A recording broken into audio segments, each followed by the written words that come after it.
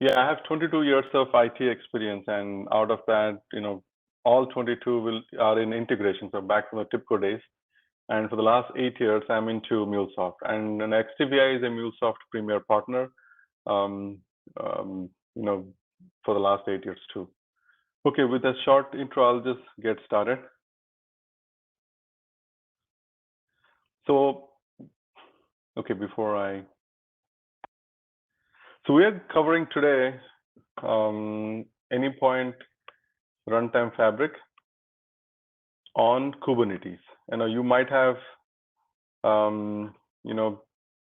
learned about or used Anypoint, the Runtime Fabric on bare metal, or you might have used Cloud Hub. So we will be focusing the Kubernetes flavor of the Runtime Fabric. So before we go, what exactly is a Runtime Fabric?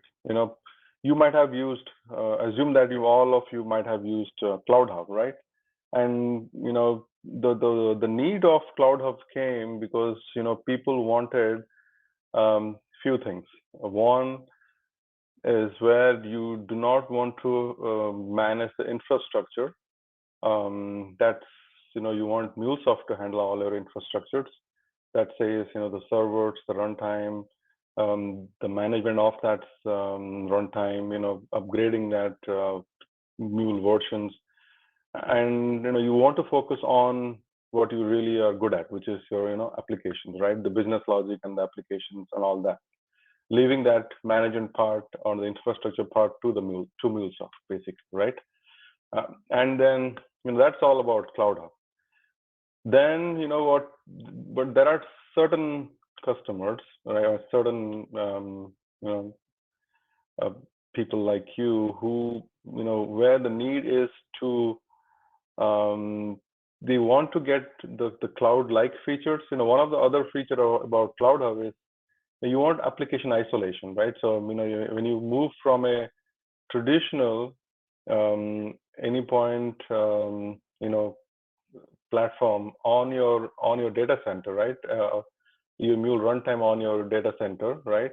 You deploy that on the VMs, and then you deploy the applications there in that Mule runtime, and pretty much the whole application is exposed to the complete resource of that given server.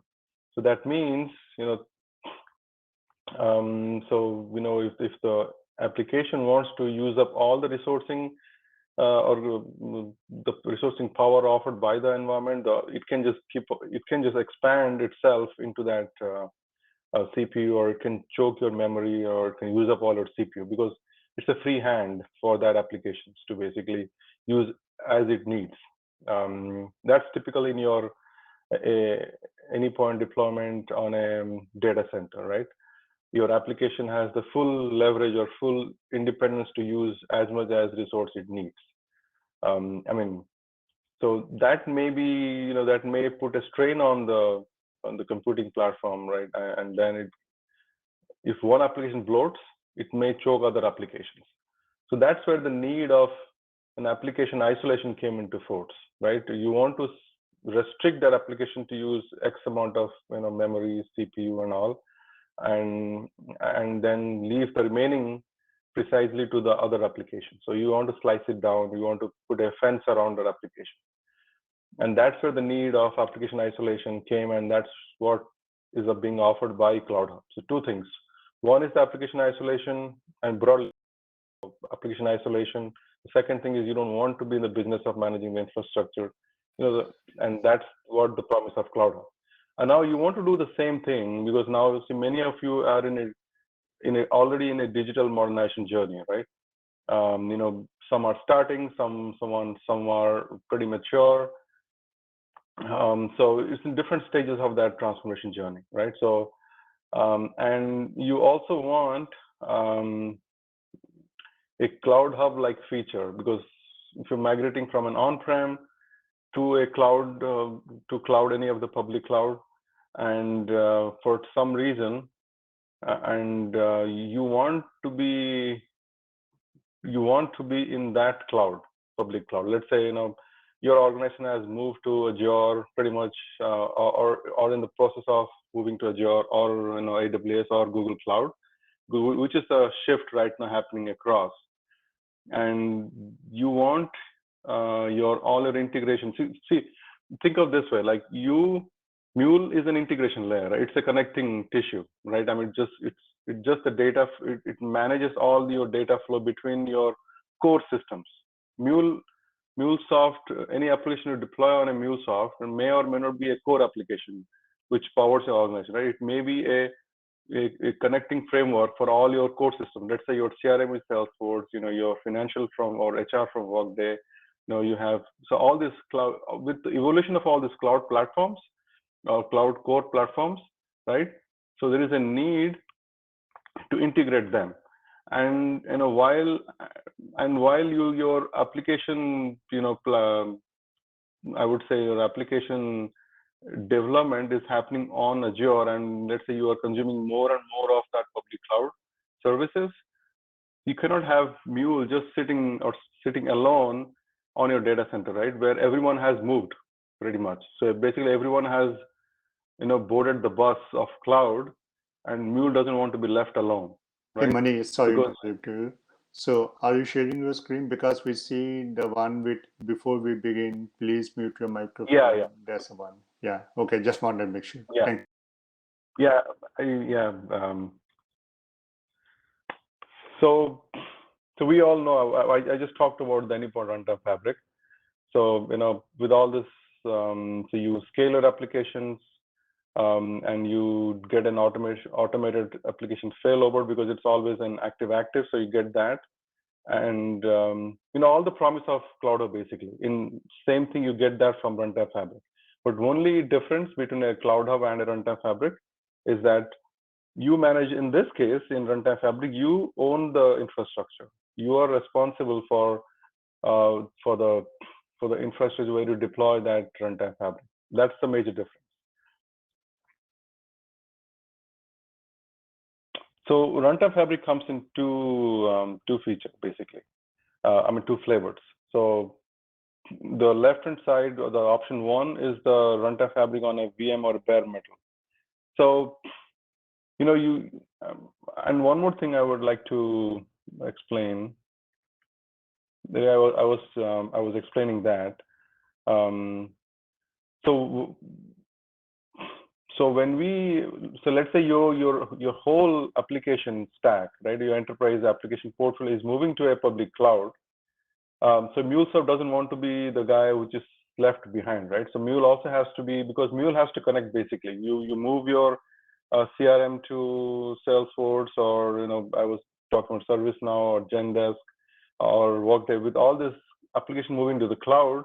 And let's say your data lake is also happens to be in Azure, or your infrastructures are already in Azure. So you don't want to have Mule managing. You don't want to manage Mule outside of all this,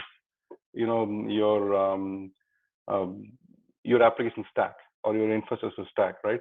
So you want to Mule part of that ecosystem. So in that case, you have you basically have two choices. Either you bring that RTF on a VM bare metal. So basically, let's say you are already in Azure, right? And you just want to spin up one compute, Azure virtual machine, and then put RTF there. Or let's say you're in Google Cloud, you get a Google compute and put the RTF on that VM, right? You can do that. Or maybe you get a EC2 instance in AWS and then put your RTF there. So that's basically you're trying to ride on that infrastructure as a service from the public cloud, right? So basically you still manages. So you create a VM. I'm talking about option one here. You create a VM in all this public cloud. If you and it doesn't have to be public cloud. So it can be your data center. It can be public cloud, wherever you can get a VM. Basically, doesn't matter where you get it from. And so you pretty much manage the complete creation of the VM, installing their applications and managing that whole nodes. So it's all your responsibility. Whereas option two is we're switching the gear here for a more mature audience. So let's say your IT stack has already been in one of these public cloud, let's say Azure or Google or AWS, and you're implementing this. I mean, you're pretty confident of managing a public cloud environment. You're already good at Docker, you're good at containers, you're good at Kubernetes, and let's say all of your application, be it your Java applications or .NET applications or any other Python application, basically your application development is already happening inside of and is already leveraging this Kubernetes services from these public clouds. And if you're competent enough to manage your Kubernetes and Docker instances, and then your natural choice becomes for you is getting the RTF, the Kubernetes flavor of RTF, because it'll be another cluster for you. You've been familiar with all this Kubernetes cluster, doing other applications, Java, .NET, Python, all that, and then you just add a Mule cluster to that. So it's based on what kind of prior expertise you have. And the left-hand side is where you are new to Docker, Kubernetes. You may be your team may be the first one to go into using Docker, Kubernetes, and there's not much of a skill set available. So then you don't want to handle the internal nitty-gritty of managing this Kubernetes cluster. So you go with the RTF and VM or bare metal. And as I said, if you are confident then in using Kubernetes, pretty comfortable, then yeah, go for the Kubernetes flavor RTF. But nonetheless, you have both the choices. And there are some differences. So this is what I was talking about.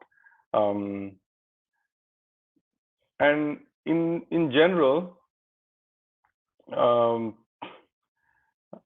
you can also bring the runtime fabric on a VM bare metal if there is any regulatory requirements prohibits the use of any public cloud. So for example, let's say you are a retail store, and let's say, I won't name it, but there are retail stores, and then Amazon is your competition, right? So you cannot go to Amazon for some reasons. Or maybe you're a healthcare company and you cannot go to public cloud because of the HIPAA Act, basically. We want to be sensitive around your health information. So you cannot use a public cloud. So that brings a need for you to kind of use the runtime fabric on you have your own data center, right? But you want to still get the cloud-like features. So the option for you will be get a runtime fabric of a bare metal version. The appliance, it's called quote unquote appliance version of runtime fabric. So you get a feature of Cloud Hub, but all on-prem basically. And so many things, so many scenarios which will dictate what to use or when to use it. So what are the difference between these two versions when it comes to the management? So there is as I was mentioning before, in an organization, you will have your org admins, your MuleSoft org admins, right? I mean, people like you pretty much. And then there are IT admins, the IT admin guys, right? So who does what in both the flavors? So for the self-managed Kubernetes, I'm talking on the table, talking about the table on the right-hand side. So for the self-managed Kubernetes, because your IT admin, or let's say your cloud admin, for example, right? And they are responsible for creating the clusters and managing the clusters, right, for you. You happens to just ride on that existing cluster. You becoming what do you call it? As I said, right, literal terms, you're riding on that platform. You are not responsible. When I say you, the MuleSoft team, basically. So MuleSoft team is not responsible for creating the cluster. So your responsibility starts with kind of manage, like you focusing on that MuleSoft runtime or the deployed applications or anything to do with Anypoint Platform, basically. And then the cloud admin takes care of all the cluster creation, checking the health of the clusters and all. So there is a line drawn who does what when it comes to self-managed Kubernetes. For the VM bare metal, they just create the VM for you. right? When I say they, it's the IT admin creates a VM for you, and then your responsibility starts. You have been given a VM, and the MuleSoft team will kind of create the runtime fabric, deploy the applications, and also ensures that whole clusters run. When I say create runtime fabric, that involves the clusters inside, the monitoring the health of the nodes, the cluster health. All of that is your responsibility, because you're not riding on a pre-existing cluster, right? So you are creating your own cluster. So when you install the runtime fabric on a VM bare metal, MuleSoft creates a cluster, a kind of a Kubernetes cluster for you. So, and that becomes your responsibility. So this slide, I'm talking mostly about the difference between these two flavors of runtime fabric: self-managed Kubernetes or the VM bare metal version of it. So, well, if you see, both of them support deploying mules and API gateways. Both are supported. It's a standard feature.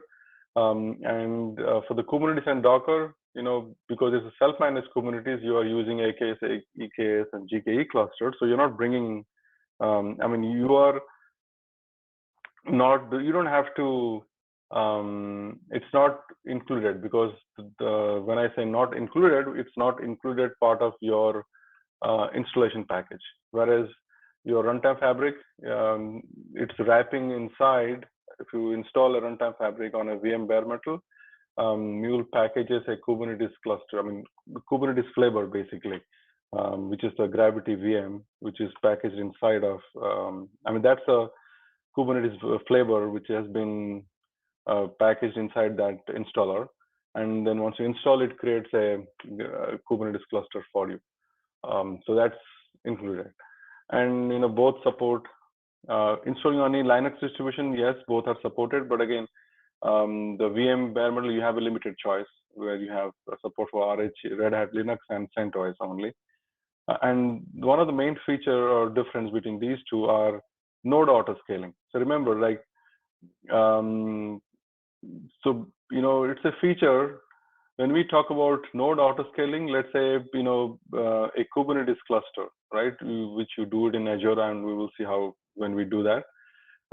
It's kind of a default feature of your Azure Kubernetes services to scale that node. It's not a feature of Mule. It's a feature of the cluster. Kubernetes service offered by these public clouds. So you get that. You don't have to worry about it. It's there because you are using these public cloud Kubernetes clusters. Whereas if you go with a runtime fabric on appliance or the VM bare metal, so this is not supported, because see, you cannot just dynamically scale your nodes. You have to first plan for that node and then manually add. But it's not going to be auto scaling. You can manually scale, but not automatically scale. And then next one is a log forwarding. So this is by, remember, you are leveraging a public cloud, right? And they have ton of things when it comes to log services, right? So either you try to use them or kind of use any third-party, log forwarding mechanism, like, you get a Splunk instance and forward the logs there. So basically, you provide your own external log forwarding service or use what is offered by the cloud provider. So nonetheless, MuleSoft is not in the business of managing a logs. But there is a caveat here. Now, let's say if you are getting a Titanium subscription, right? And that has a lot of features. So you get also Anypoint monitoring with that. And what it does is, like, you can configure your logs to be forwarded to the Anypoint monitoring, because you're already paying for it, so why not use it? But other than that, if you don't have a Titanium subscription, you can just simply forward your logs to Splunk or let's say AWS. You have CloudWatch, and there are many tools offered by the public clouds for log. Azure has log analytics. These are a bunch of things. Whereas for runtime fabric on bare metals or the VMs, it's all given. So the logs feature is given, and then you can use Ops Center to see the logs too. Internal load balancer, and we'll talk why do we need it. So I'll just park it for now. Just to know that you must provide an internal load balancer. It's called ingress controller. We'll talk more on that. And Anypoint Security Edge is a security feature. So it's an add-on feature, right? And since you are you're only leveraging the, you're only providing a application. So Mule is being treated in a public cloud environment, in a public cloud clustered environment. Mule is being treated as like any other application there, right? So, and the security is outside of Mule's scope. So your security is kind of being offered by the public cloud. So there are many things you can leverage from the public cloud. So you don't have to really worry about Mule doing that additional security. Well, Mule, the gateway has its own security features, the API gateway features, which you can leverage. But beyond that, the edge security is not needed. You can use the web firewall options from public clouds. So there are a ton of options when it comes to security on a cloud. So I'm only talking about edge security here, not talking general security. General security, as I said, offered by Mule as an API gateway feature. For example, DDoS attack and malformed XML, all that part of your Mule runtime. And then finally, your Ops Center, that's just a tool to monitor the Gravity VM instance. Which is applicable only for a runtime fabric on VM bare metal. So you don't need to worry about Ops Center because that's a feature only for the appliance flavor of it. And again, for monitoring, you can use a lot of monitoring options from the public clouds. But just think of this way, right? So you're leveraging a public clouds feature, right? AWS, GKE, or Azure. They have ton of services, ton of service offerings. So, and Mule doesn't want to create duplication there, right? So Mule is just being a application an integration applications, right? Providing the API gateway feature, within the broad offering of a public cloud. It doesn't want to compete with security. It doesn't want to compete with monitoring. It doesn't want to compete with logs. That will be a redundant feature. So that's why these three things: security, monitoring, edge security, and monitoring and log forwarding. All these are even node auto scaling. So these are all features offered by the public cloud itself. So Mule is not in the business of doing that when it comes to public cloud. It wants to focus on what is critical for Mule to focus on, right? Which is API gateway, integrations and all that.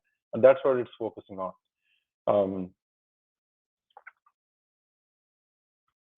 So this is how it looks for a self-managed Kubernetes. So if you see here, is a line drawn in this diagram, right? So what is managed by MuleSoft and what is managed by the cloud admin, which is in this case a specialist, right? So the Kubernetes specialist or the cloud admin of your organization, right?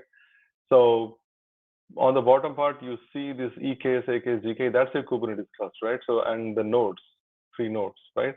3 nodes, and the cluster is the responsibility of the Kubernetes specialist or the cloud admin. And on the top is your MuleSoft, as I mentioned before, your applications, runtime engines, runtime fabric services. All these are, Mule. When I say Mule, it's like you people who are the MuleSoft team, basically. That's their responsibility. And you see there is, these are all just like a typical Kubernetes cluster architecture. What you see here, you have a node, you have pods, right? Each node will have multiple pods. And so if you see here, the first one node, and these are all pods, the runtime engines and applications together. And then there is one cross-cutting services, which is kind of an agent-based architecture, which is kind of running across all your nodes. So that's an RTF agent. And so feel free to interrupt me and post your questions there. And Akira, please let me know if you want to take up any questions I can answer while we are talking. Yeah, sure. I don't see any question and answer in the Q&A forum. Okay, sounds good. Again, I'm just repeating the same stuff here. So this is like more granular way of defining things. Like if you see the customer manage, that's pretty much. So this is another angle of from a management standpoint. Basically between MuleSoft and so let's say MuleSoft comes and sells you. And they sold you this RTF. They sold you the Anypoint platform, right? And you happen to select RTF flavor of it, right? So what is the responsibility of MuleSoft? Like the Mule runtime, which is the versions, right? That's something will in that will be that is the responsibility of MuleSoft to kind of send you the like show the regular updates, and then you have the option to choose which one to apply or not. And the Mule deployment resources, pods, replicas, ingress, etc. So that's to be managed by the MuleSoft team at your organization, not the MuleSoft as a company or Salesforce as a company. And when I say customer managed, so think of this way as like the cloud admin side of things, or the cloud admin of that customer.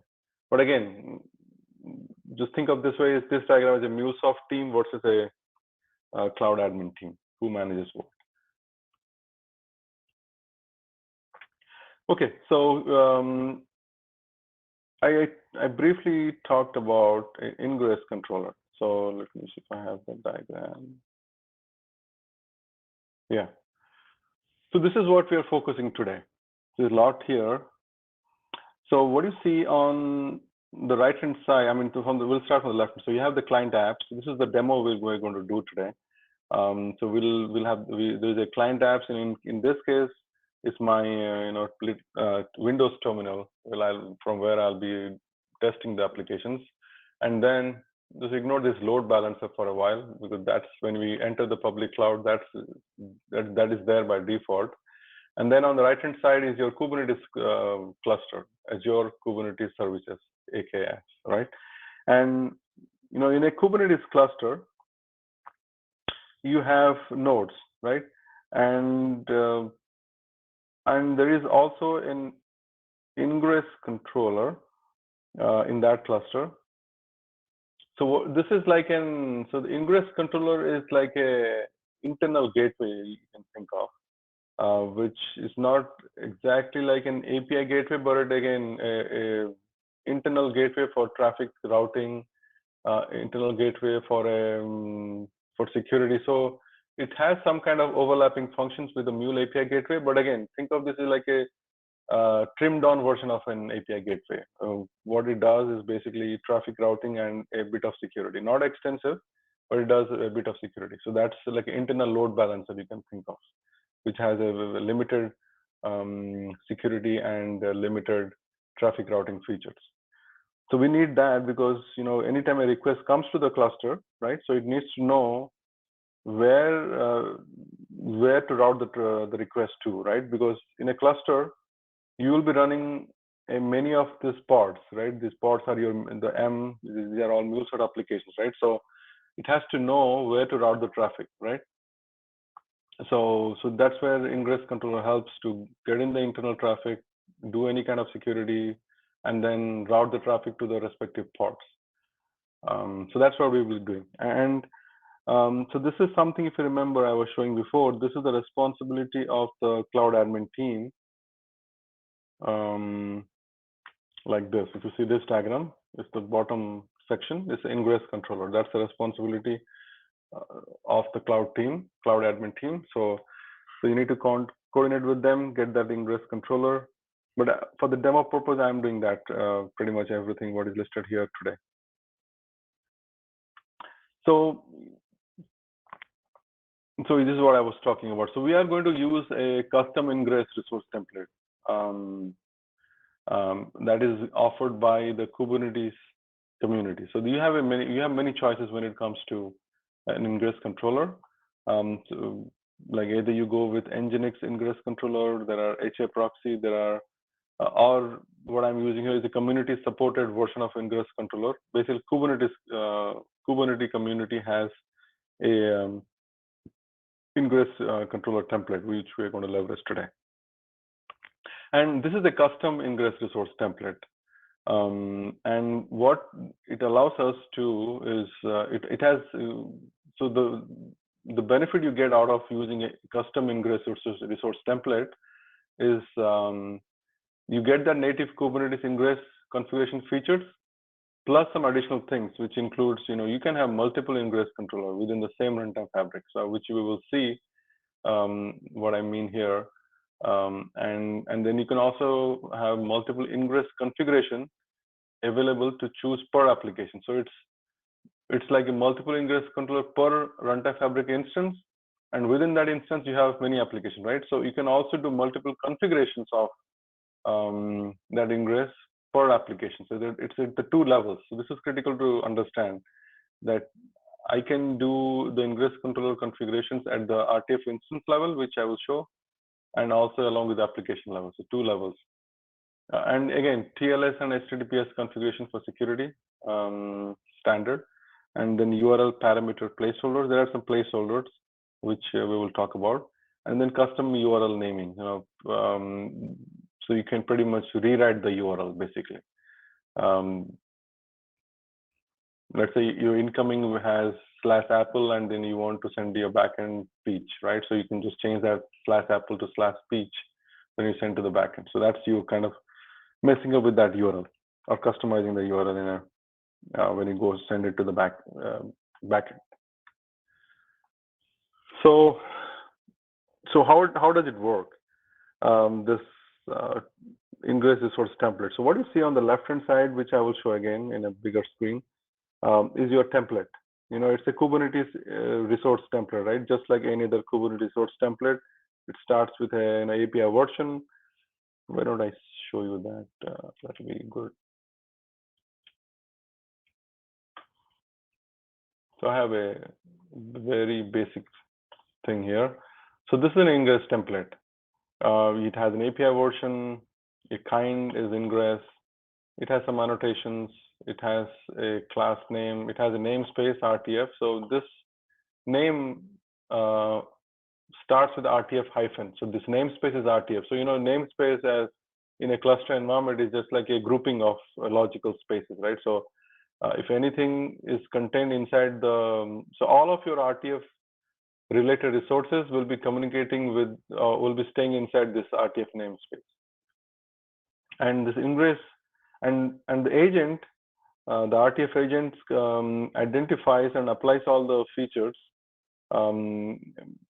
automatically when it sees any kind of a namespace or anything which, if it starts with RTF hyphen, the agent recognizes that, and then it kind of applies the configuration accordingly. So that's why our ingress class name is RTF hyphen Nginx. Nginx is the ingress template we are going to configure today. And the class name has to be RTF hyphen, or else if I remove something here, then change this name, then it won't be able to communicate. I mean, the RTF agent won't be able to communicate with the Nginx resource. So you need to have RTF prefixed here. That's how the agent works.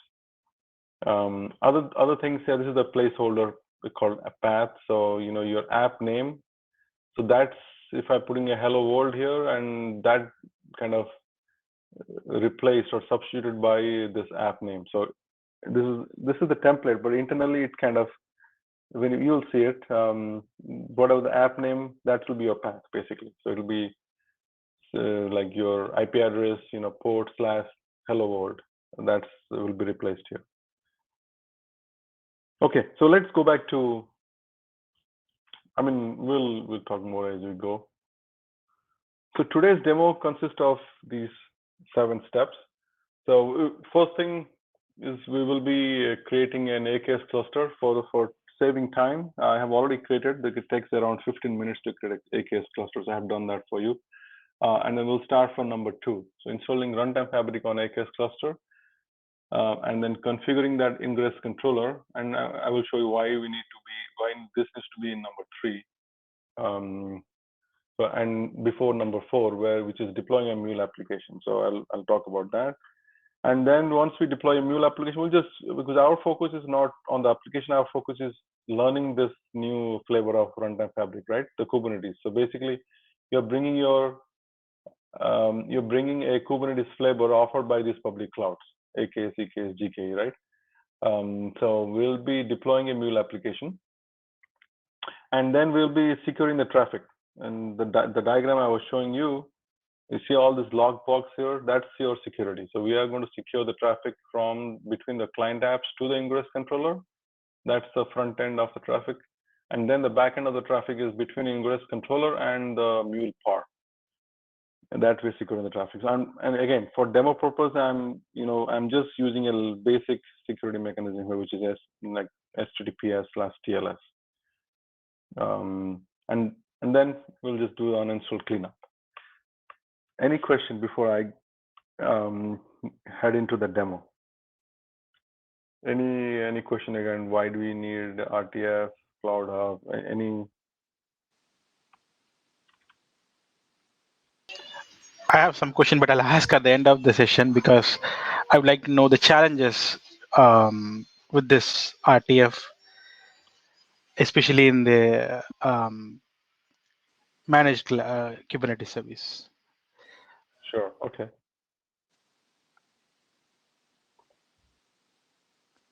Yeah, I don't see any Who questions. was that, by the way? Yeah, that's Siva. Okay, good. Oh, Shiva. Okay. Sure, Shiva. Okay. So let's head on. Hi, Mani. Hey.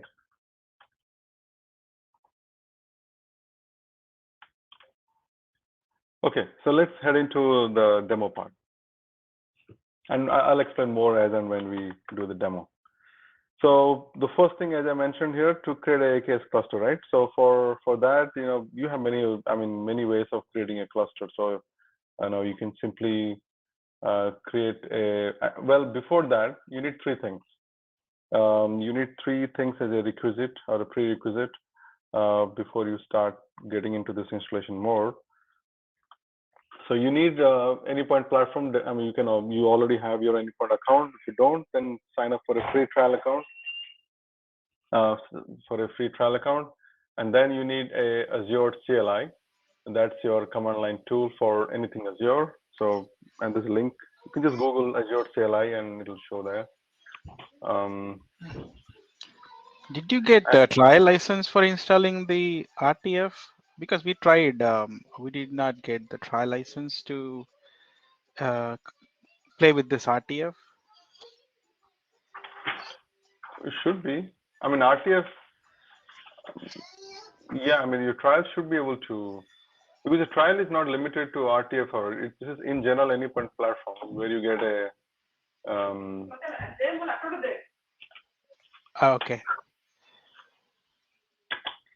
Go ahead. Sorry. Yeah, sorry. It's after work, so kids are bumping into. Yeah, I think that's a good point. What I was told that you can do with a free trial account, but the free trial will not give you. Yeah, I may have to take it back. So you said you signed up, but you didn't get it. Yeah, so we were attending a RTF, RTF on the Anypoint Platform trial account. Yeah, you cannot get that. Oh, okay. Yeah. Yeah, that's interesting. We were attending a training sessions with MuleSoft. They did have the trial account. We asked the same question. They said it's not available for public. So only instructors, like partners, will be having it. That's what they said. Yeah. Anyways, please go ahead, Mani. Yeah. Okay. And then Azure CLI, then kubectl. Kubectl is your Kubernetes command line tool. Kubernetes cluster command line tool. And then you have the RTF kernel in the same line. It's a command line tool for RTF, Runtime Fabric. That's all pretty much you need. You don't need a curl. I'm using curl now, but again, you can always use Postman or any other or a simple browser also will work. again, just reiterating, this is what we're going to do. So I'll be showing that cluster, and then we'll do, we'll create a runtime fabric, and we'll apply, we'll install the ingress controller, we'll configure that, and then we'll deploy the application. And at the end, we'll be putting all these log boxes for securing the traffic end to end. Okay. Yeah, I was telling, like, creating a cluster. So creating Kubernetes cluster, creating in Azure is you can do many ways. I'll just you can just type a command, and I'm going to create a first. So just like any of this public cloud, so first thing you need to create is a resource group. So that will be your home for all the resources you're going to create in future, right? So this is the command. I won't hit it; it's already created. I mean, you can simply go to the, Microsoft Azure, and then create a resource, and then create a resource group. You can do many ways.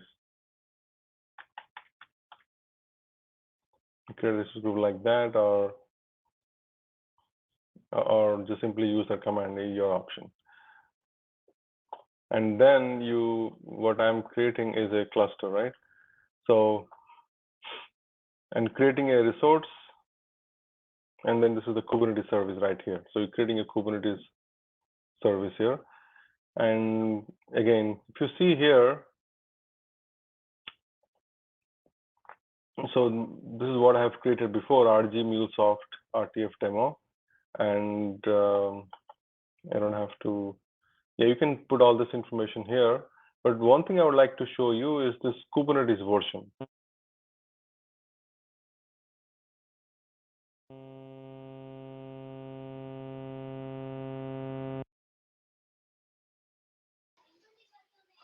Your voice is, I'm hearing a buzzing noise. Okay, is it for you also?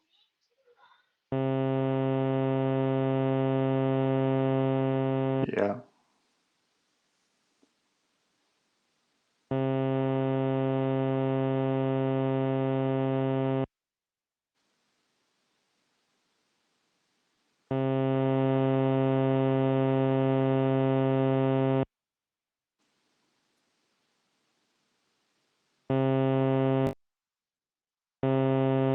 Hey, Mani, would you reconnect, please?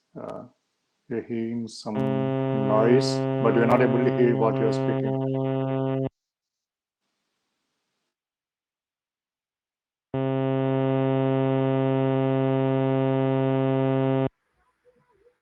Hello? Yes, we hear it now. Okay. But there's some strain noise that is coming. It's overlapping your voice.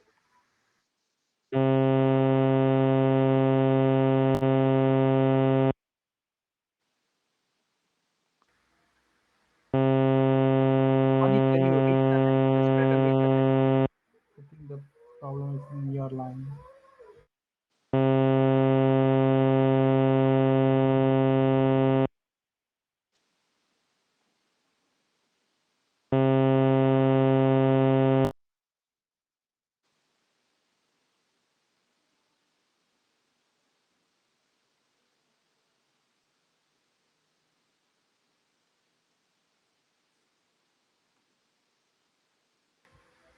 Hey, Keith. Hello? Hey, Yeah, I muted him, but I'm not able to unmute him again. So I don't know whether he's hearing us.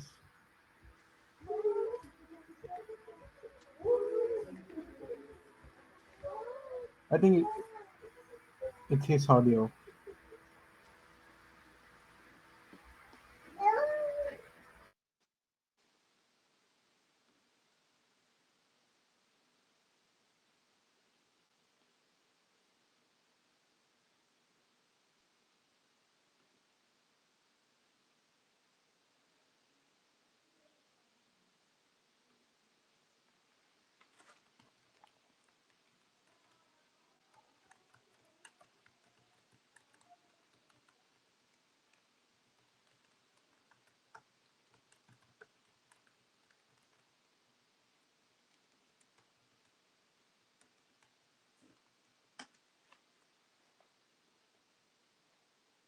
Hey, Money. We're not able to hear you. But we see your screen, but we are not able to hear you.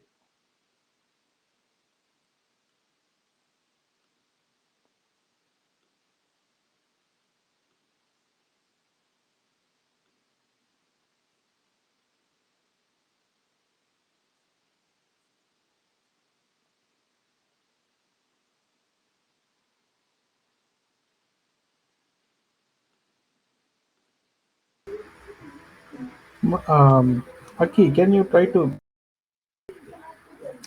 No, I'm not able to.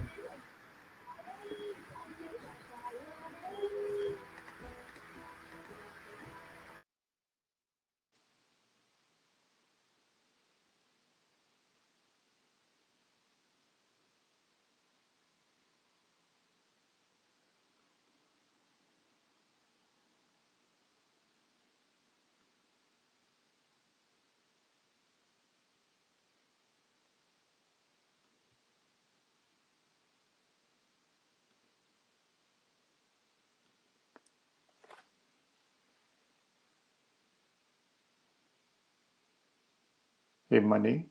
Are you able to hear us?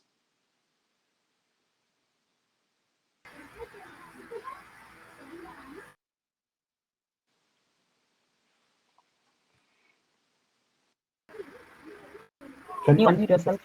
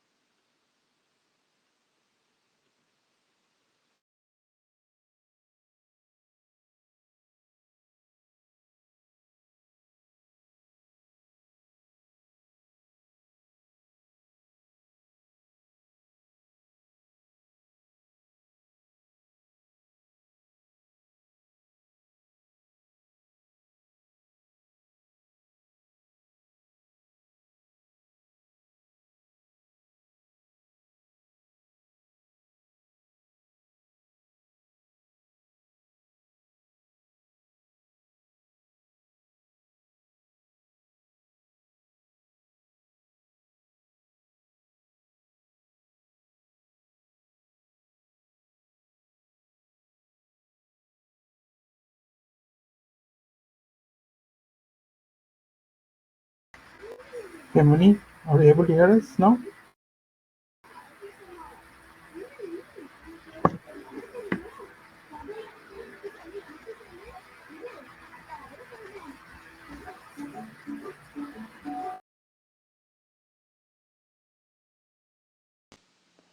Let me try to contact him. Give me 1 minute.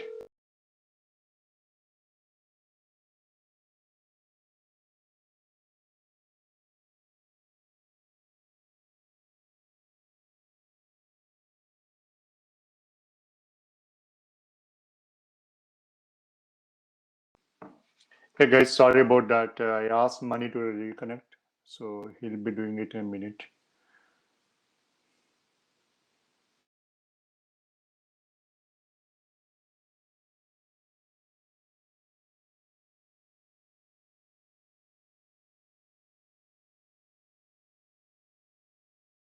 I'm here. I think, can you hear me? Yes, Money. Thank you. Yes.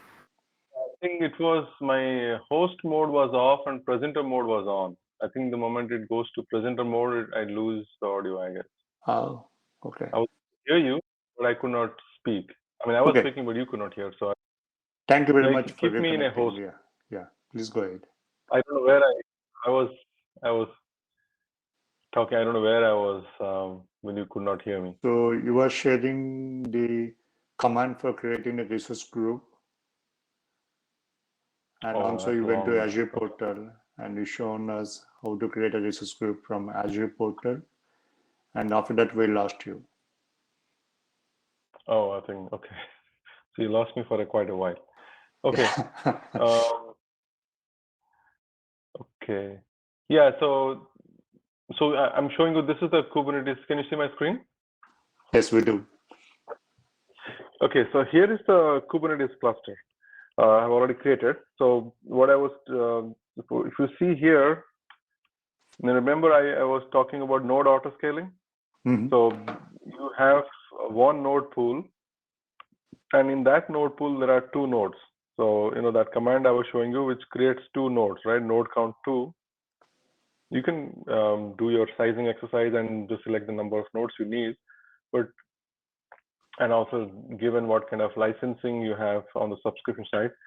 So all that goes into your sizing exercise, and then you determine what is a baseline node count you want. So you see these two nodes here, and this is a node pool. And you see this is there are two options here. Scale method is manual and auto scale. So you can select auto scale, which is recommended. And then what that does is, like, if your node reaches capacity, then it will automatically scale. But again, you really have to do that sizing exercise before you even think of doing an auto scale, because you don't want to unnecessary scale for, observe the usage for a while, and then based on that, you can think about your need for auto scaling. So, is there an upper limit on the node count? I think MuleSoft have some upper limit count, right? We cannot choose more than some Yeah, node.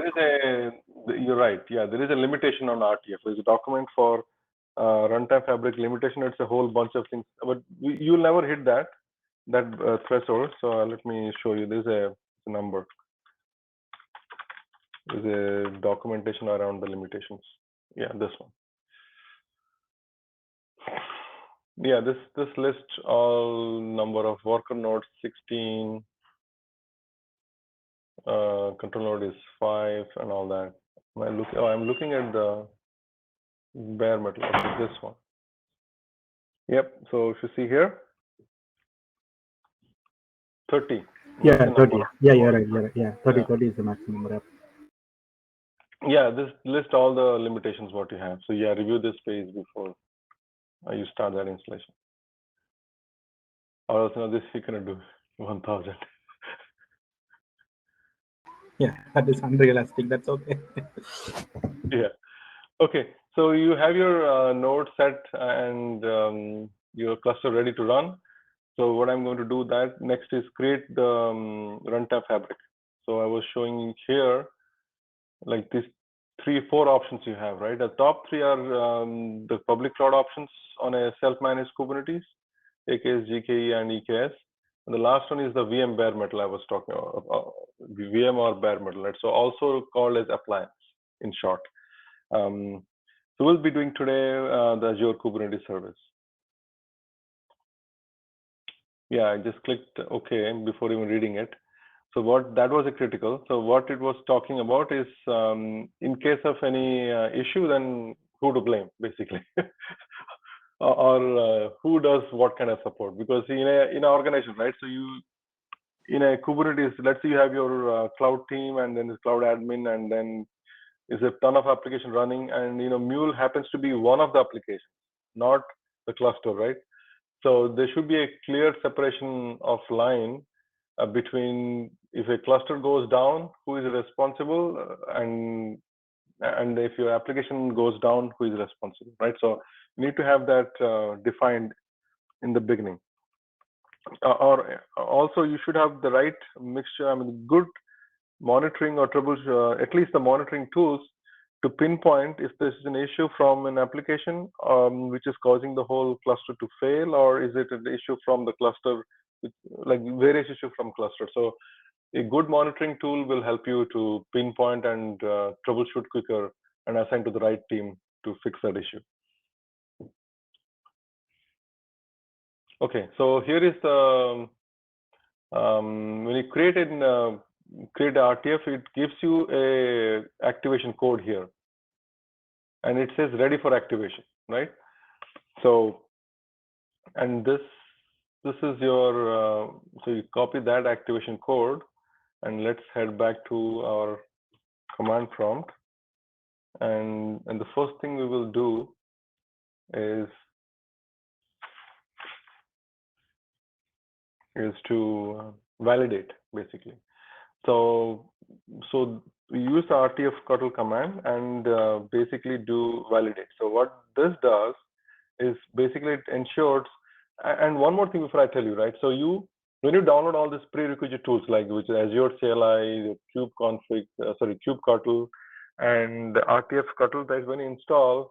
And the first time you do Azure, just hit Azure in this command prompt, it will prompt you to sign in, and that kind of basically unifies. One side is your Azure thing, right, on this command prompt, and now you're creating a runtime fabric. So think how these will talk to each other. So I have Mule, which is running on its own server, which is the MuleSoft control plane, but like this one. This URL, what you see here, this page, what you see here, is being, it's running on Amazon, right? If you know that, it's on Amazon, AWS, basically. And then you just install a Kubernetes cluster, right? Clean slate Kubernetes cluster. How will they talk to each other? How will the communication happen? So your key is this, and the key is this activation code. So for that, I'll be rtf validate and put this activation code. And what it does, it verifies all these.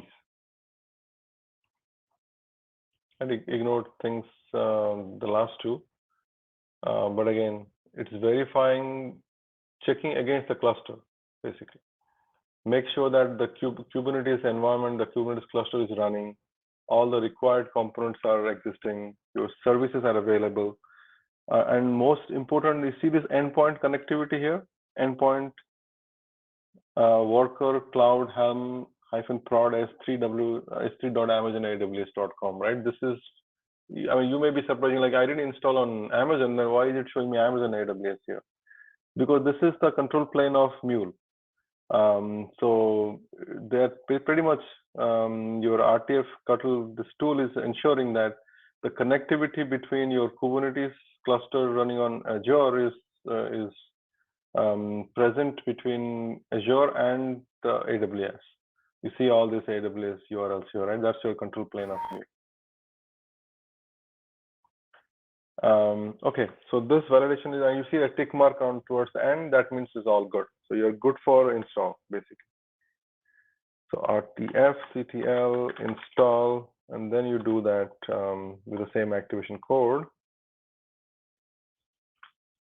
So it's going to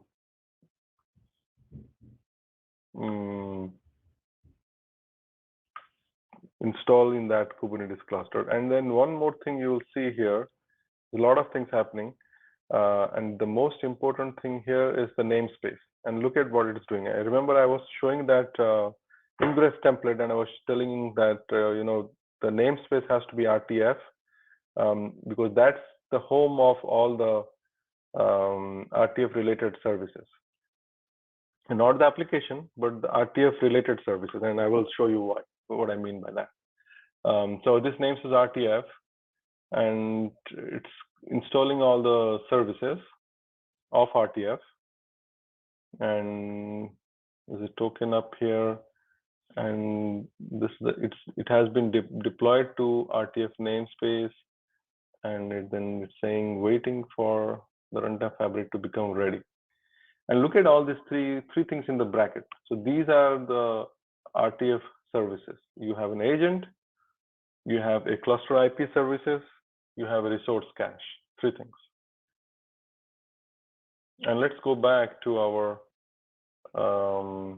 this window and see what's happening. It was ready for activation a while ago, still ready for activation, because it's communicating across Azure and AWS, right? It takes a while, like less than a minute. Yeah, now you see it changed to register, right? So it changed from ready for activation to registered. I think it should have been done. Yeah.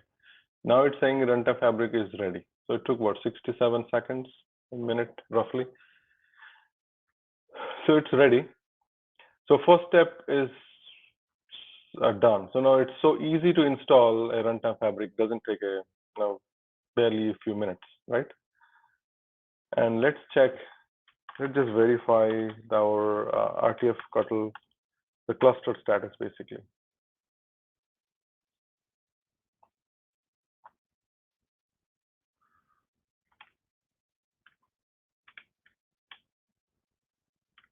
So if you see here, a lot of critical information here. You see the Kubernetes version 121.7 and healthy true, role is agent. So this is the RTF agent I was talking about, right? And so basically it's referring that two nodes. So you have AK's node pool. So you remember there are two nodes inside that node pool. So this is the one node and this is the second node. And the role is agent, and this is the advertised IP. So this advertised IP is basically your Mule cluster IP service, which is kind of reflecting this. And you see all these components, there's three things. What you see here, agent, Mule cluster IP, resource cache, and that's all the components, pretty much. And connectivity to the Mule control plane is all good. Yep, all good. Certificate is good, so it's all good. And you see it comes back here. If you come back here, you see all system operational, healthy, that's good, right? And so your installation is done, right? So the next step for us to do is apply the license, right? So that's so I'm using my my company license, XTVI license. So I will pause for I'll stop sharing for a while. I'll be right back.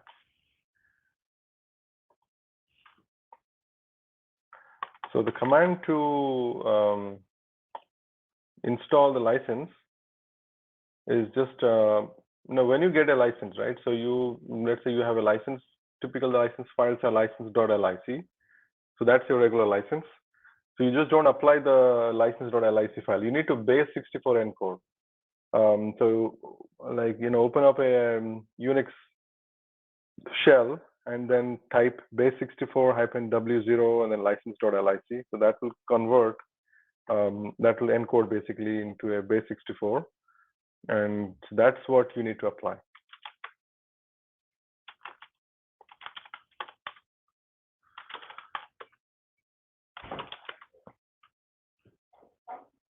Okay, so the command is rtf kuttle apply mule-license and the base 64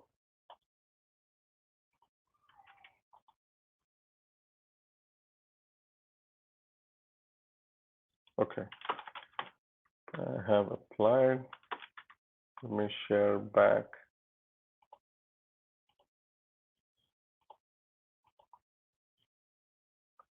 Okay, so that command has been applied, and there are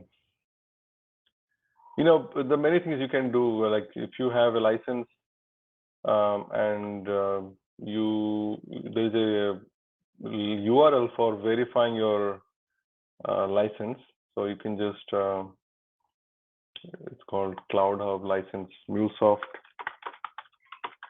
MuleSoft license verified tool. This is an online tool. Yeah, this one. Yeah, this one, license verified. Just upload your license.lic file, and then you'll know if you have a trial license is expired. Somebody gave you a lower license from. It took me a while. For the demo, I was just using my license from last year. I didn't realize that was an old expired license, so I clicked here, and then I found this is expired, so I requested for another license. And then that was valid, so you'll see it being valid. Anyway, so let's get back. Okay, so we're done with installation of that, installation of the runtime fabric. Its systems are operational. We applied the license. It's all good. Now, the next thing is we'll be creating, so just to keep a track where we are. So we cluster the top AKS is stood up. We have the runtime fabric ready, right? And which is this basically these containers, the pods, what you see without the application, by the way. And then the next thing is to install this ingress controller and configure that, right? That's the step 3, basically. So install and configure. And as I said, I'm going to use the Kubernetes version for it. So I already use that command.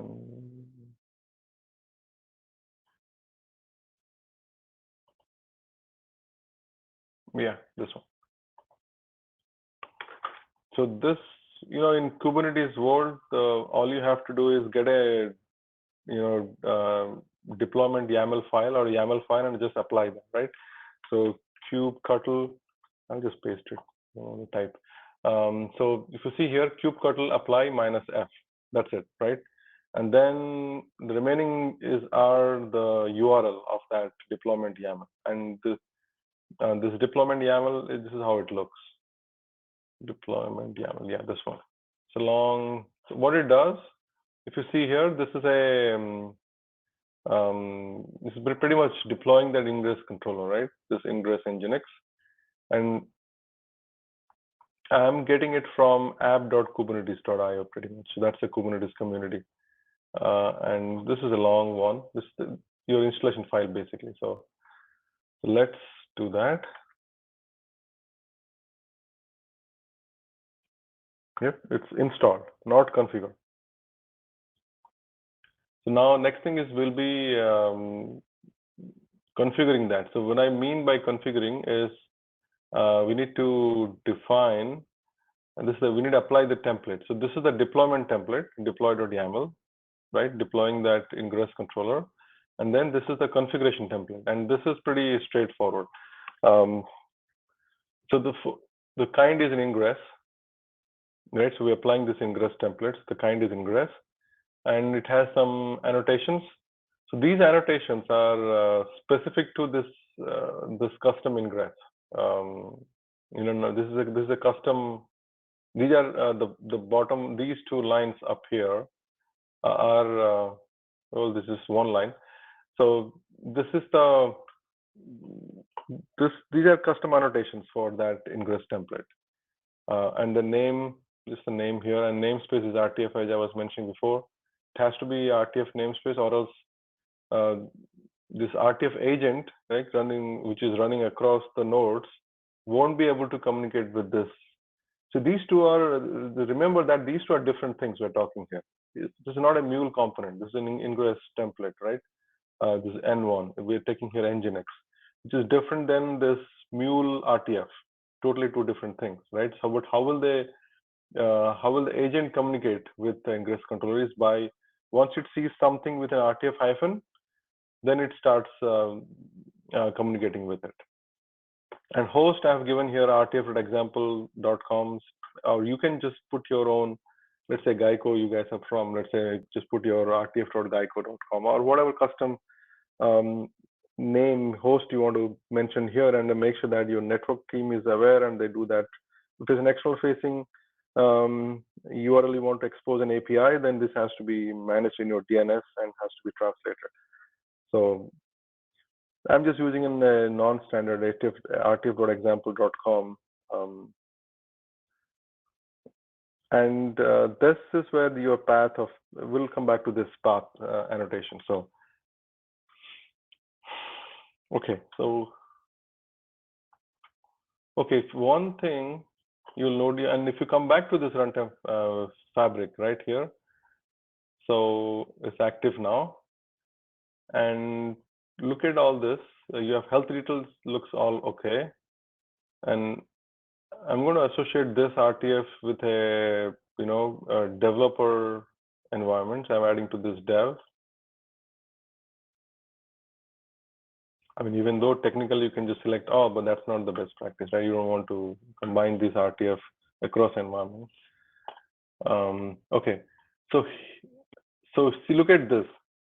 It's saying you cannot manage endpoints for apps deployed to this runtime fabric because ingress has not been configured. Work with your central IT team. It didn't say work with your Mule team. It's a central IT team, which is your cloud team or whatever team you have, who manages your cluster. Contact them and to resolve this issue. Basically, it's telling you to go and get an ingress controller. Because see, your ingress, think of this. This is your cluster, right? How do you, and if you want to expose something, you want to expose an endpoint, right? Let's say Geico, let's say you have your, like a quote of the policy, right? So if you want to expose an API for a quote, it has to be, let's say, /quote, right? So that's an endpoint of exposing. So how do you get that /quote, the path, basically, right? So for that, you need an ingress controller. So that has to be configured first before it can let the traffic inside of these, take request on that, any of the URL, right? So that's why it's saying get your ingress controller, basically. Work with your central team to get that ingress controller. So, and that's what we will be doing now. We'll be applying this ingress template. You know, Kubernetes world, it's all about applying a template, right? So this is the template, and we'll be applying this. So full file name to the clipboard. Okay. So again, going back, kubectl apply -f and the name of the file. Yep, it's already created. So now that has been created, let's go back and see what changed. Whoop, see this whole thing gone. It's no longer complaining. So it was instant. Well, again, it's saying contact your central IT team. So, and remember one thing, I'll take you back. I was showing these two different things about custom ingress template, right? If you look at why we need this custom ingress template, there are two things, right? Multiple ingress controller within the same runtime fabric. So what you look here is at the runtime fabric instance level. This is now where we haven't deployed any application yet. Your application resides here, right? You know, and whereas I'm deploying, whereas I'm only configuring the runtime fabric instance, and that has its own endpoints here. So right now, this is my standard. So this is my base endpoint, basically. And so this is your rtf.example.com. So you can add as many as you want for this instance. But right now, I'm just creating only one. So think of this as your base URL. And then from there, you do your application. Let's say you have a code application, you have a like a member service, you know, API. So they will have their own application specific endpoints. But this is your base, or like a base path, basically. Then we'll see the multiple ingress configuration available to choose per application. So when we deploy the application, I'll show you what extra we get there. Okay, so yeah, so sorry, switch off the phone.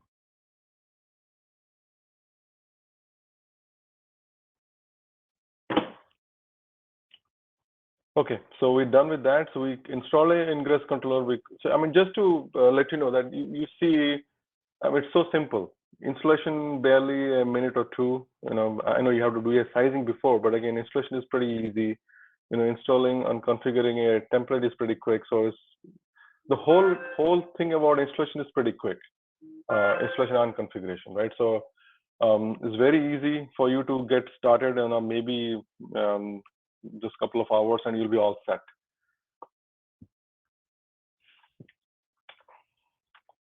So we installed and configured. So number 3, sorry. The number 3 is done, right? 1, 2, 3 is done.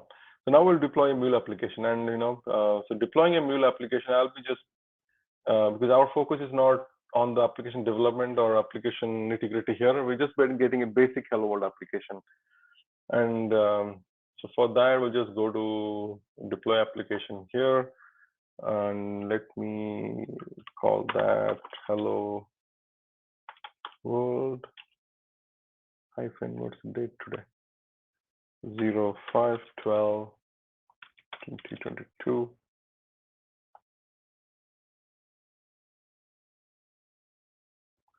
And deployment target, right? This, if you in this, you see this RTF ATL demo, right? And see, for just for curiosity purpose, if you select Cloud Hub, right? What do you get here? You get here runtime versions. You have multiple options here. I remember I told initially that so Cloud Hub equals to Runtime Fabric in terms of features, pretty similar. You get to choose your runtime version. You get to choose your worker size. Worker size is basically the amount of the CPU and memory you can allocate, or the vcodes and the memory. So this is standard configurations here. A number of workers. So you see the workers here, and in Runtime Fabric terms, these are called replicas. So if I choose change to RTF, all right, you see here similar kind of, you have a choice of runtime versions, and this is your worker basically in Cloud Hub. You have these options. So I'm going to select number 2, replicas, and this is the worker size, right, in Cloud Hub. So you have your CPU. So this one in Cloud Hub, you saw some kind of a standard configuration, right? So if you see, if I switch back Cloud Hub, and you see this worker size is a pre-configured one. You cannot just say 0.105, or you cannot be that. There's a fixed configurations here. Like if you choose 0.2 vcode, that means 0.2 vcode, 1 gig memory. So it's a pre-set configuration. Whereas the benefit in Runtime Fabric is you can pretty much put anything you want. There's an open text field here, right? You can put 0.456 whatever, and then put a memory about to ABCD whatever. It doesn't matter. So it gives you more control over your resource allocations. And rolling update, these are standards. Rolling update of your deployment. So, and we will see this in action. When I say rolling update, when I change something, you will see a container being one being shut, and then it has to be 2. It'll apply one at a time. It's a rolling update, right? So it'll be something, one pod will be still running while the second one is being I mean, the application update is being applied to the second pod. So it's a rolling update.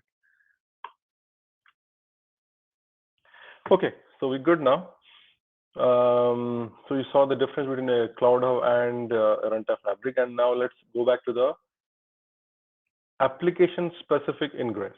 And what I was showing you before was like a instance-specific ingress, right? The overall base endpoint. Now this is your application endpoint, and then you see this. I didn't type anything here. All I have typed here is hello world 05/12/2022, right? And you see that is being suffixed here.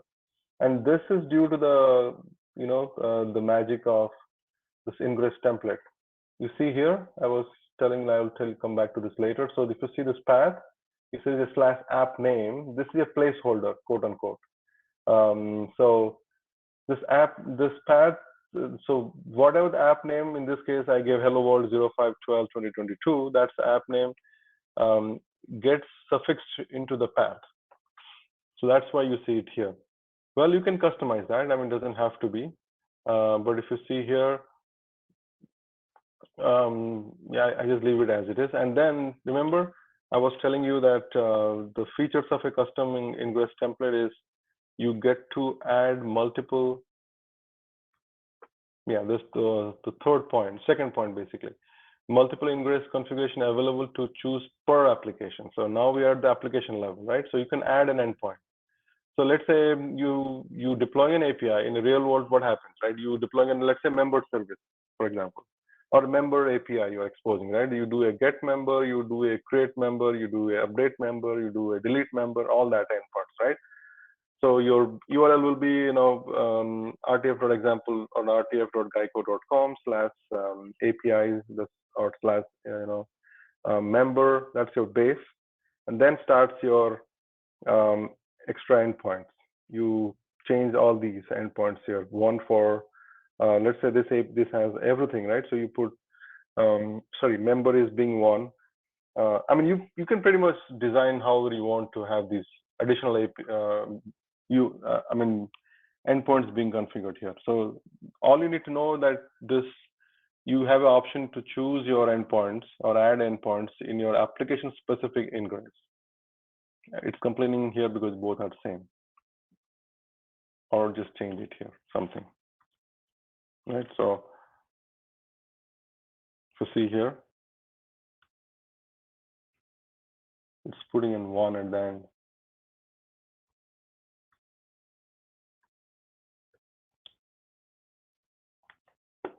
you say something like that. So anyway, so you can be creative based on how you want to use this feature. Am I still audible? Yeah, it might. Oh, okay. Okay, good. And then see, I did all this stuff, right? So, but I see this, it's still grayed out, the deploy application, because I need to upload a file, right? So choose a file, and I'm being lazy here. I'm going to get it from Exchange. It's an hello world example. So I'll just do this, and then we'll just get something free.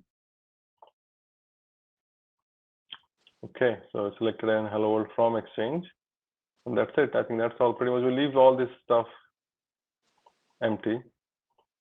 Logging is not enabled, forward application. So if you have Anypoint monitoring, which requires Titanium subscription, you just select this will be enabled. I don't have a Titanium. We are a partner, so we have a partner license, not a Titanium license. So yeah, so if you have a Titanium, that's the best thing for you to select this. Anyway, so we're all good. So before that, right, before I hit the deploy button, I would like to show you about my Kubernetes. Let me just do a clear screen. I'll show you how your cluster looks like, the pods basically inside this Kubernetes cluster. So, and I'm going to select all namespaces. So I want to remember, I was telling you a few times that the namespaces are, it has to be RTF for internal communication of RTF agents. So see here, look at all this namespace I have. So I have an ingress nginx, this is what I created. And this is kube system is all Kubernetes cluster, so nothing to do with MuleSoft, all these, right? And MuleSoft starts with an RTF namespace here, right? Anything to do with RTF is inside this RTF namespace. So when I deploy a Mule app, it won't be inside RTF, it will be having its own namespace. So don't get confused between those two namespaces. So anyway, so we're good now. So I'm going to deploy that hello world application. And let's quickly go there. We'll go back and see. So this is the top. So if you see the top one, two here, this is your application. Hello world 5/12/2022, ready 0 of 2. The status is init. The pod is initializing right now. So we keep checking. Pod is initializing. Still initializing 0 of 2. Still initializing 0 of 2.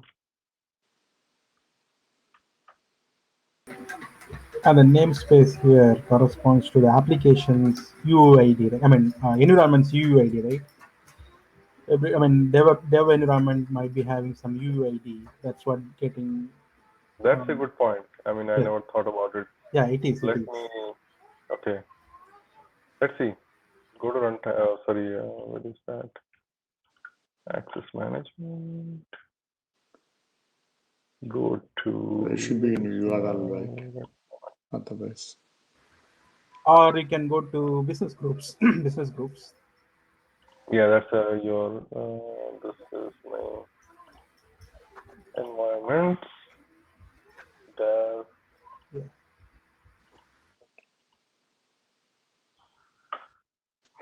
Where do you see that? In the URL, click on that I in think the if you browser go back URL. to the, You see. Oh, you're talking this. Okay, okay, I see. URL. Oh, yeah.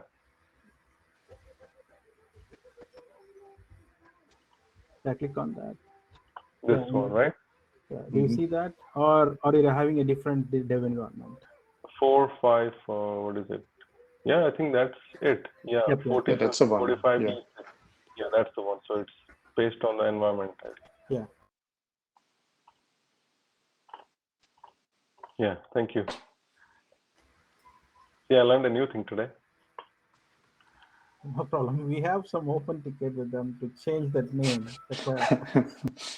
Oh, We will not able to customize that actually. Some yeah, meaningful yeah. name.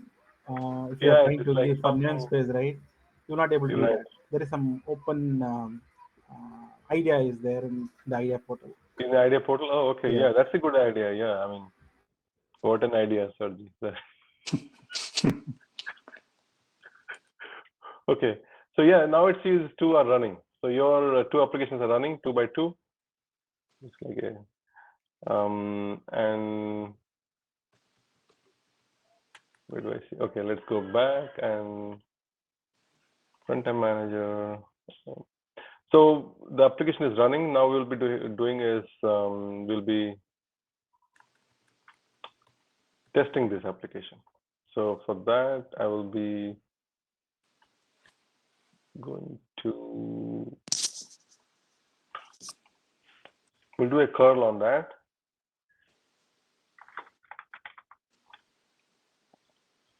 Okay. Here's my cheat sheet. Okay, here. So, okay, before that, so remember, we have done only on rtf.example.com, right? So I cannot just go and type rtf.example.com, right? I mean, this is not a public URL. This is a private URL, right? So rtf. So this will not be resolved, right? So I need to now get a external IP out of this. So for that, first we need to because see we have already a ingress controller, right? Ingress Nginx. So the way to get an external IP is do a kubectl and get services -n and then ingress Nginx. So this will give us, oops, my bad, wrong window.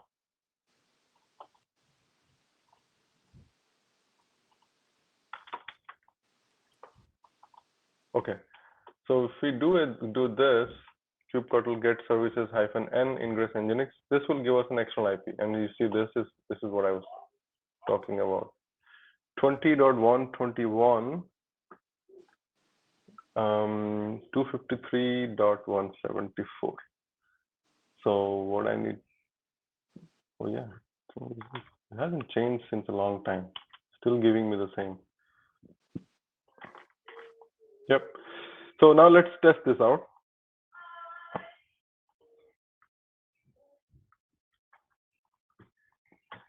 .512. So we'll be just doing a curl, and see, we just deployed an application and it's not even secure, right? So we're doing an HTTP test for that.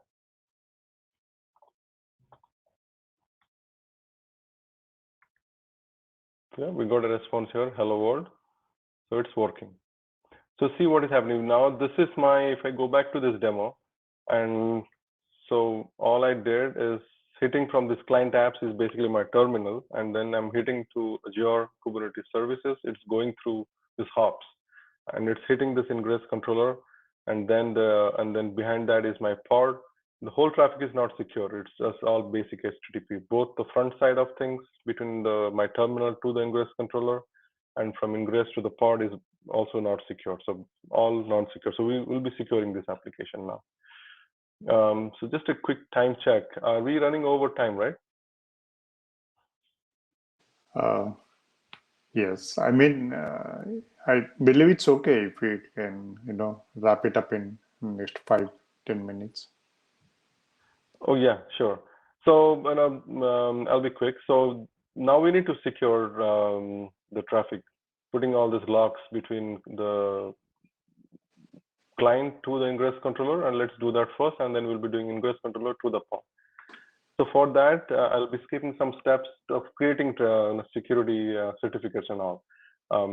But again, so the core is like we need to apply security to the ingress template, right? So for that, again, in Kubernetes world, it's all about template, right? So you have the template, and I'll show you. Move to the other view. So basically, I'm just showing you a before and after comparison. So, so this is a non-secure template, ingress template. On the right-hand side is a TLS. We are applying a security to the front end of the application. So that's your ingress TLS. And all we're changing here is there's two things. One is we're saying spec as TLS, right? And we are giving a secret. So this is a Kubernetes secret.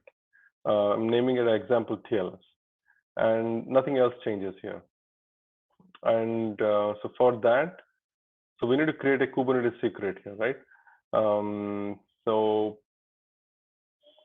for that, we need to generate some certificates and some private keys. And once we generate those certificates and private keys, we need to package them into a secret and call that as a Kubernetes. We'll name it example TLS. So first step, create generate some certificate and private key, and then use those two, certificate and private key, to create a Kubernetes secret. Okay, so I'll just show you the command for it. So this command, basically, I've already used it. So this OpenSSL command will key out. We're creating a private key, key out key.pem. My private key name is key.pem. My certificate name is cert.pem. And we're applying this on the common name of rtf.example.com. So once you do this, and then we create a Kubernetes secret, which is pretty much is a command for. So once we create these certificates, right? So let me go there.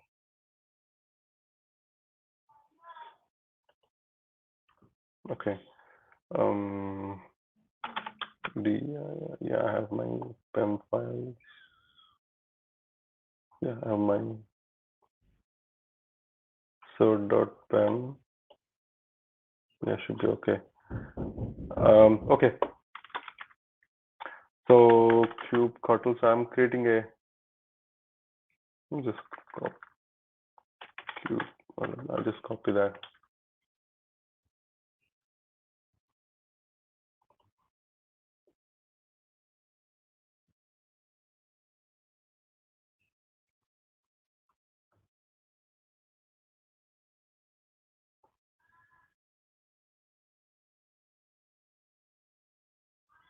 Yeah, this is the command for. So this command creates a Kubernetes secret. So now it has been created, secret/example TLS. So your secret is ready, and then all you have to do is go back to your ingress template and then add security here. So this is all I'm doing, updating that same template I had, and then mentioning here TLS, and putting the secret name what I just created as example-TLS. So once this is done, just apply this template. So kubectl apply f, and this is my new template with the secrets mentioned there. Okay, so that template has been applied. So now we have applied the template. So now I can go ahead and test the HTTPS stuff. And if you see here, when I did the test here, So all I'll be changing are two things. I'll be making it as a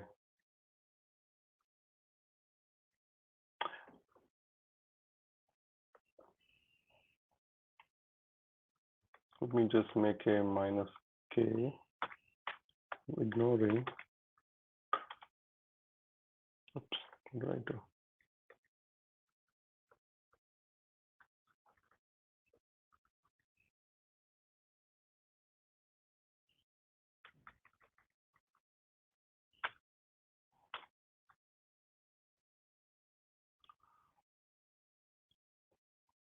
Do a verbose also, minus k minus v, and then I'm changing this to HTTPS,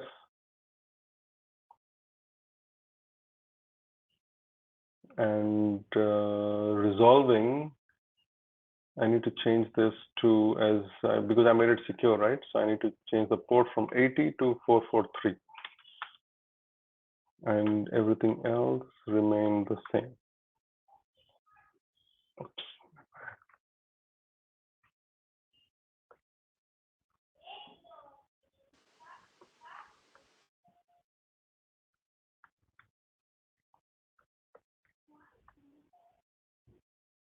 Yeah.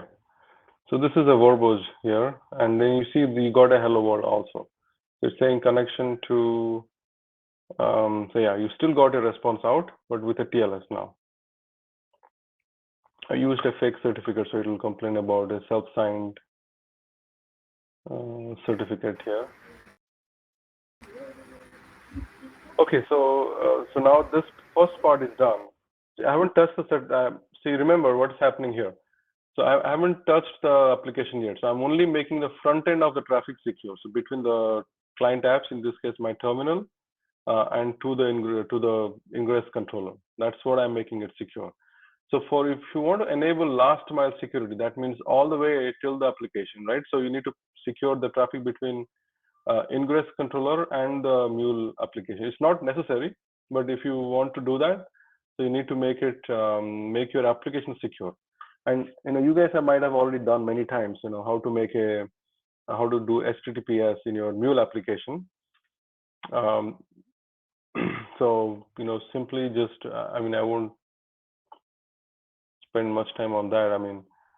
You put your certs and key in a key store, and then put that key store in your HTTPS configuration.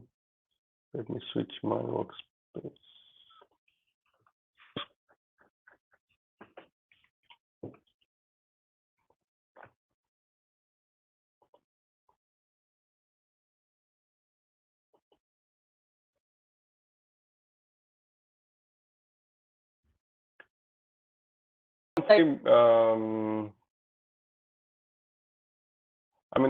Let's not. Anyway, I'll just show you.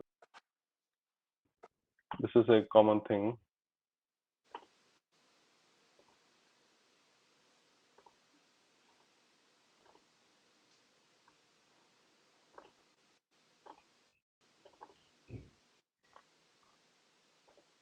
Yeah, so basically you just get your TLS context and package those certs and keys in a key store, and then put a key store password, change to TLS. So, and one more thing I would like to mention here, HTTPS port is, you will expect HTTPS plus 443, right? But because you cannot use 443 here, because that's already reserved for the ingress controller, securing the ingress controller. So you are left only with 8081 for both HTTP and HTTPS of the application. So there are multiple things happening here. One at the application level, one at the ingress level, and we are only talking about this port for the application, what the port the application will listen to. So that's 8081 for both HTTP and HTTPS, because 443 is already reserved for ingress communication. So okay, so this is already packaged. So I'll just quickly show you to deploy this application. So I'm going to choose a file, upload a file. I already have is that.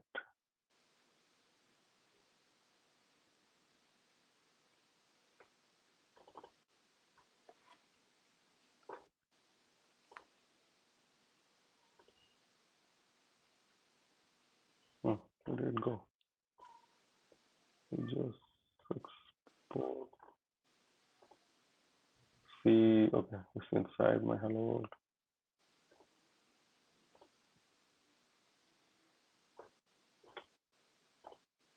Yeah, hello world HTTPS. And see one more thing. Your ingress has now changed to, or should change to.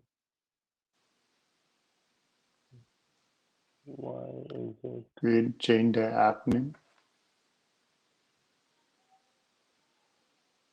Yeah, app should be. It is coming from the runtime Oh, level. I haven't refreshed yet. Hmm. I haven't refreshed yet. Yeah, see now it changed. Yep. So select the HTTPS, apply changes, and I'm changing this upload file. Yep, so apply changes. So now this is making my application secure.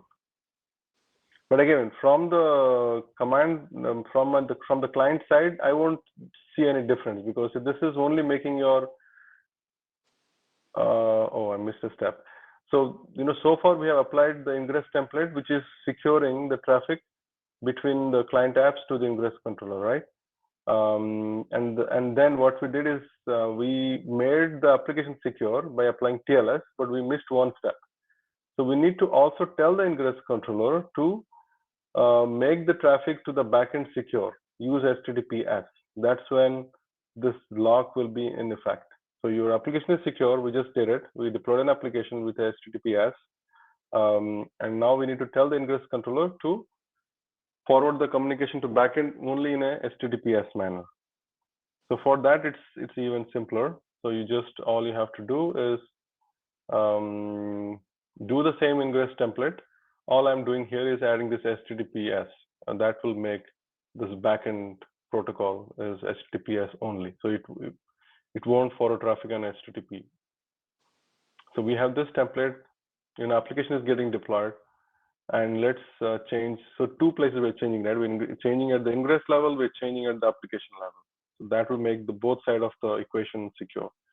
So let me just file name click here, and while that is happening, we'll just kubectl apply -f -f.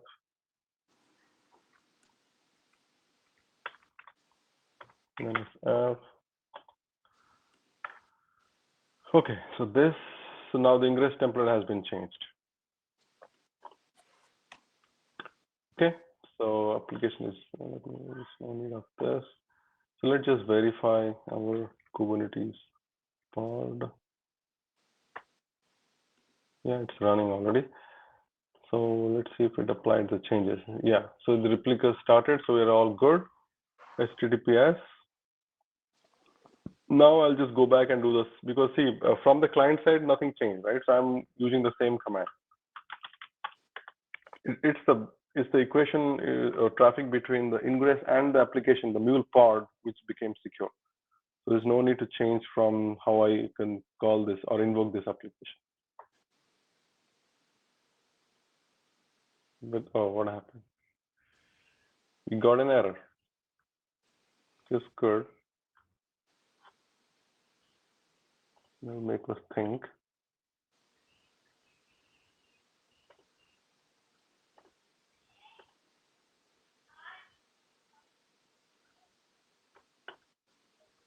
So we applied the template, made the HTTPS, and that's all pretty much. Well, it's just a matter of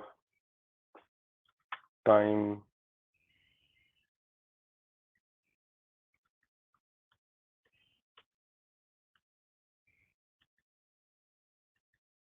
When did I apply that? Oops, I'm the wrong command prompt here. Kubectl will get pod. Oh, see, that's the wrong template I used.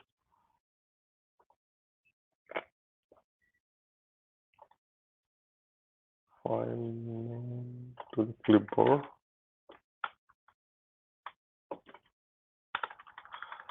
So we need to apply in the template which has to change. So which is, that's what I did, isn't it? Oh yeah, I did the same.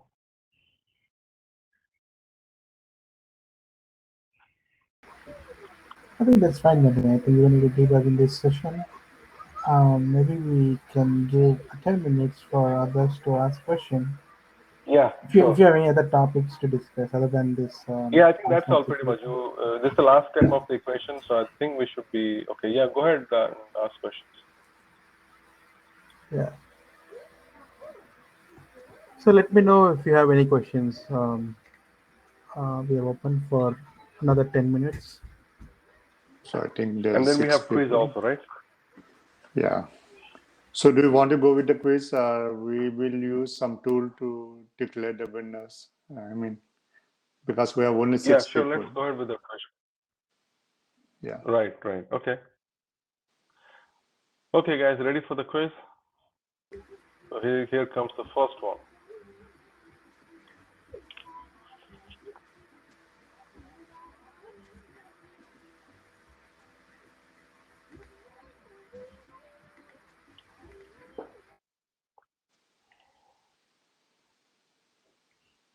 The question is, what makes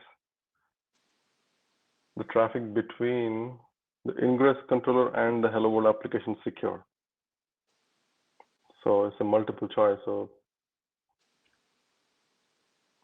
or one. It's up to you.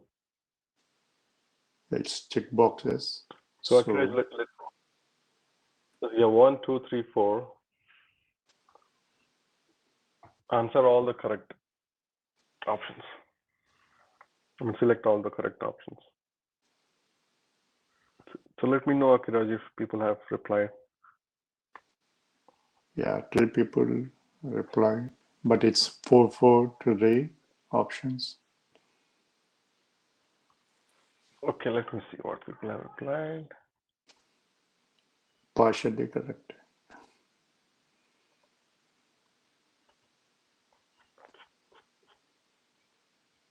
Okay, so we have 4, 4, 3, 4.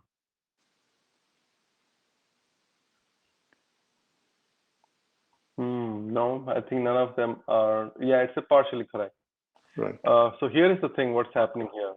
So the answer is, if you look at the option on the right-hand side, right? So you see, we need 2 things to be made to make things secure, right? One is the line number 5, which tells the ingress controller how to communicate with the backend using HTTPS. So line 5 is an option, and that's needed. And then we also need to apply the secret name, line 14, right? So example TLS. I mean, basically the whole section of TLS, pretty much line 11 to 14. But in my option, I only have line 14. So, secret name example TLS. So we need a security to be applied at the Kubernetes cluster and at the line 5. And if I would have an answer saying apply TLS to the application, that also would have been the correct answer.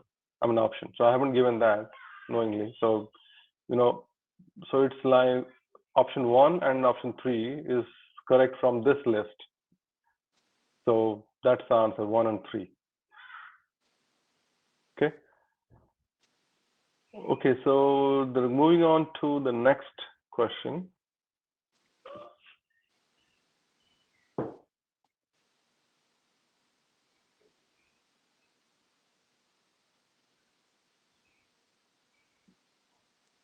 This should be easy. The previous one is a bit difficult, it's just like how do you expect in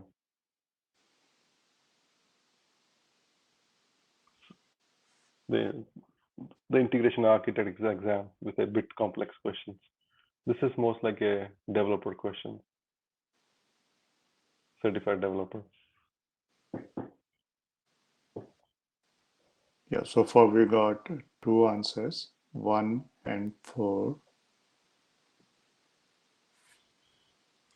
So unique feature. So the question is asking about unique feature. And we are only comparing both the version of Runtime Fabric, Kubernetes and appliance. So the answer, let me tell the answer. So the answer is number 3. See, why? Because you can always, RTF means isolation of application, right? Doesn't matter it's a Kubernetes flavor or a appliance flavor, right? Both have same. Even if I say RTF and Cloud Hub, it'll be still the same answer. Maybe that's for the next meetup, but again, so scaling application across multiple replicas, yes, you can do that across VM. The RTF on appliance and RTF on Kubernetes, you can do that. But the node stuff is pretty unique. Mention the answer. The number 3? Yes. Okay, we got a winner then. An ability to run multiple versions of Mule runtime is a standard feature, even with the Cloud Hub and RTF, any flavor of RTF. So number 3 is the answer. So good. So moving on to the next one.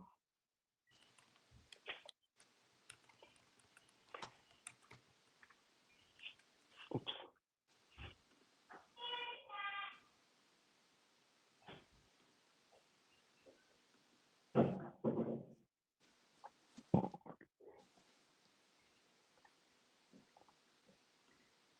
So again, this is a little tricky question. So what is the best option? Where you have to select the best. That means it tells you to select only one.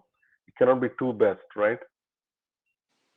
If I say what are the options, things will be different. I'm saying what is the best. That means only one answer is possible. So the thing that select all that apply really doesn't matter. Okay, we got answer 2. Since Krishna already won for the last question, so it should be Zenu. I'm sorry if I'm not pronouncing correctly, but he's the winner. He has multiple options, but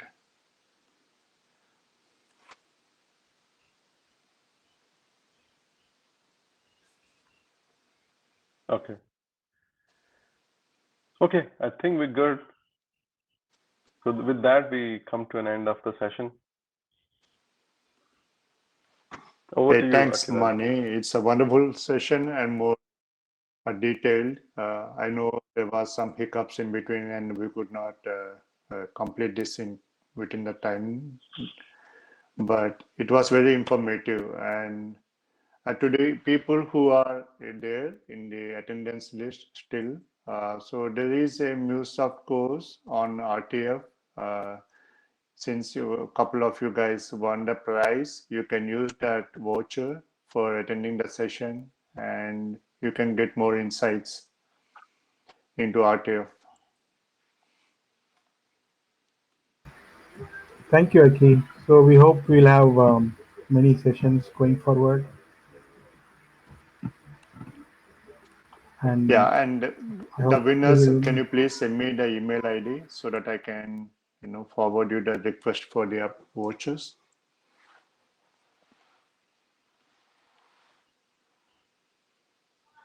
Yeah, I think we are done.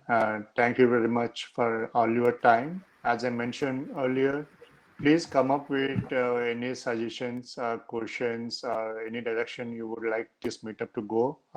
We'll discuss more on that, and we'll try to reflect that in our future meetups. Thank you. Thank you, Aki.